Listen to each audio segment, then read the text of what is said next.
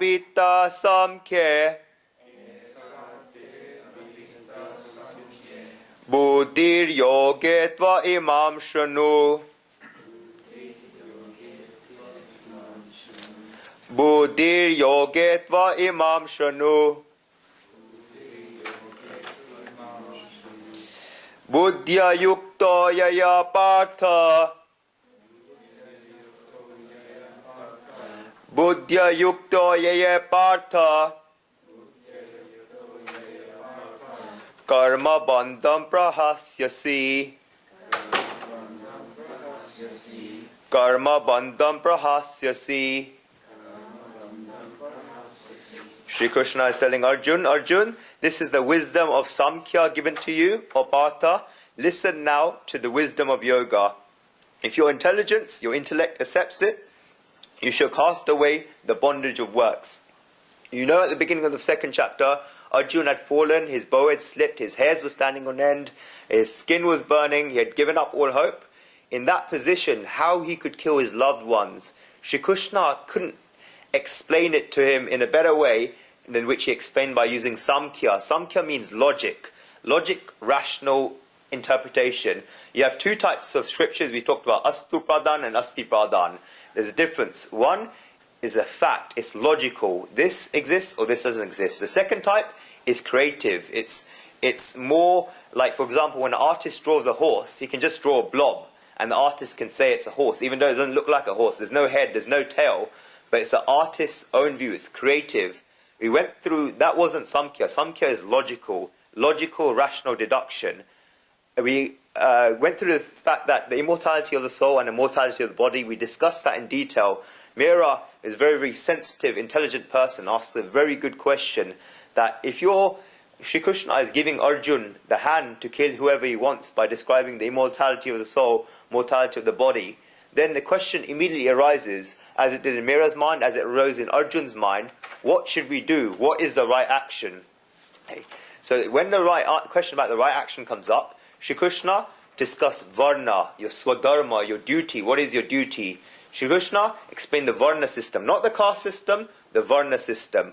Brahmins, who are Brahmins? Brahmins are people who are attracted to knowledge. They don't care about money, they don't care about power, they're attracted to knowledge. We gave the example of Alexander Fleming, who invented penicillin. When he invented penicillin, lots of companies came to him to offer him royalties. He said no, because I've stood on, look at his speech that he gave. I've stood on the shoulders of giants, and everything I've discovered is because of them, and I want to give this to the world. And the reason why you can get penicillin for £5 at Boots is because of Alexander Fleming. In my view, Alexander Fleming is a Brahmin. There's a scientist who also spent his entire life in a laboratory. He wanted to find out the taste of potassium cyanide. He had a piece of paper in his hand, and anyone who knows chemistry knows that you shouldn't drink potassium cyanide. He did. He had a piece of paper. He wanted to write down what the taste was like. He just put a C, and he drank it, and there was a squiggly line, and he died. He wanted to, that was the purpose of his life, to find out the taste of potassium cyanide. He was just attracted to knowledge, not power, not money, just knowledge. This is a Brahmin. Okay? That's Brahmin. Kshatriya, Kshatriya Trayate is a Kshatriya. Person who's attracted to power, not money, not knowledge, but power. We explained evolution, how it all started. Human beings were living in the jungles. They were walking around. They would gather food during the day, but the issue came up. Who would guard them at night? Who would look after them at night? A couple of people volunteered, said that while you all sleep, we will guard you at night, we will protect you. So that happened, but the problem arose that if these people are guarding us at night, how did they get their food? So what happened? The people that stayed awake during the day gave food to people that are guarded at night. This became the tax system. This was the social contract theory. This is how it all started. These people who guarded them at night became so powerful, if you expanded it from one group in the jungle to the whole of society, these became the administrative, the ruling class, the Kshatriyas. Their mentality is we want to free people from, we want to save people from difficulties, heroism. These are Kshatriyas. In a class of 30 people, you can have 2 Kshatriyas. In a family, you can have Kshatriyas. People that don't care about money, don't care about knowledge, they care about power. Vaishyas, the merchants. I just want to say before, these are not levels. These were never designed to be levels. Varna means color. shades of people. These four people used to sit down together. It's only because of social evils in society 500 years ago that these became known as castes. Biggest misunderstanding in history. Thank you so much, Shikha. Okay? It's never the case. Vaishya, these are people that are attracted to not knowledge, not power, but money. These are the people that love wearing Armani, Gucci, and so on. These are the people that love money. If you talk to them about knowledge, they won't care. Talk to them about power. For them, power is not money, money is power. Okay, finally, Shudras. It's not a level, it's a type. What happened when human beings were walking around in the jungle at night or during the day? These people saw that people were walking around bare feet. They couldn't. These are Shudras, are people who cannot see the physical difficulties of others. So what they saw was these human beings were walking around bare feet. Their thorns were getting stuck in their feet. They were bleeding, so they invented shoes. They saw that human beings were living homeless. They were affected by bad weather, rain, and so on. So they invented houses. These are people that cannot see others' physical difficulties. What the social evils did was made it that people can't look at them. This is wrong. It was never designed to be levels. It was designed to be types of people. In this whole room, you can have people like Brahmins, Kshatras, Vaishyas, Shudras. Classification, okay? So you have that. Then Shri Krishna went on and on about Swadharma. The verse came up, treating alike pleasure and pain, gain and loss, victory and defeat. Verse 38, treat them alike and get ready for battle. Thus you will not incur sin. In Western thought, the word sin is so ingrained in Western thought. Adam and Eve were in the Garden of Eden. They had the forbidden apple. All that incurred was sin, sin, sin. The whole concept of sin is so deep in Western philosophy. Gita is the only scripture in the whole world or the whole universe. Look at it.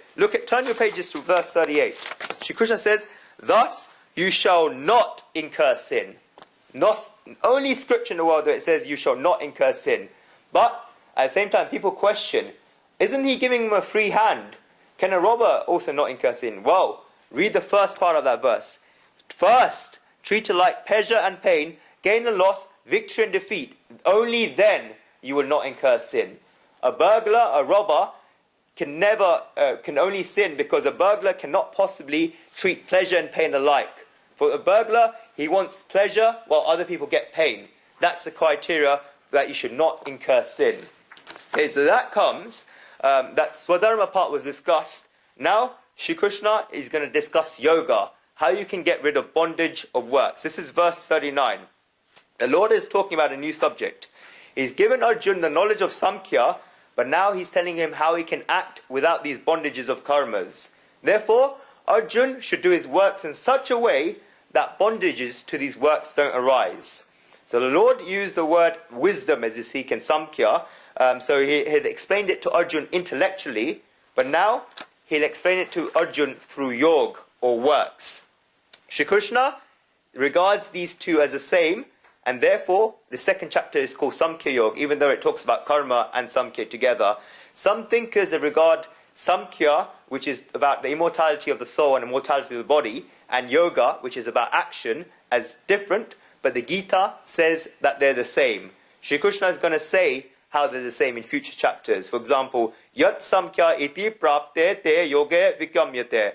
What one attains by Sāmkhya, one can also attain that by yoga. Then, Ekam Sāmkhyam yoganaya paripashyati. A knowledgeable person who always regards Sāmkhya and yoga as the same. Shri Krishna will say this later. So the path of knowledge for introverts and the path of action for extroverts, I'm in that category, are exactly the same. It's just according to the type of person.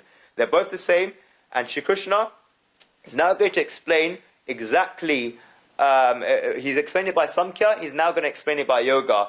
We bow down to the Sāmkhya scriptures, and now from verse 40, Shri Krishna will talk about the concept of karma yoga. Before we go into this verse, I want to ask people, whenever you perform any good deed, what comes into your mind? What comes to your mind? Come on. Daniel, when you're doing any good thing, what comes to your mind? Pride, maybe. Yeah, so what are the consequences going to be out of that? Possibly. Another thing would be, if I do this good thing, will my efforts ever be lost? And the third thing is that, will I encounter obstacles? Well, this is answered in the 40th